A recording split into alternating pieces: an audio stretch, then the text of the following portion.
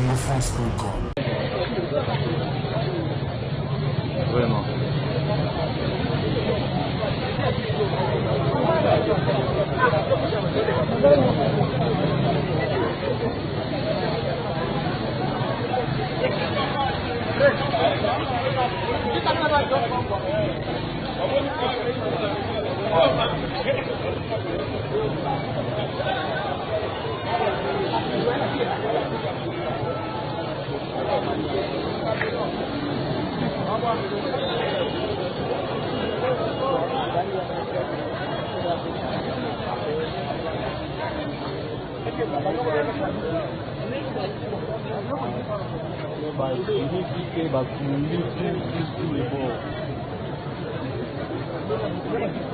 Tous les documents non nyoso eza ezali na kati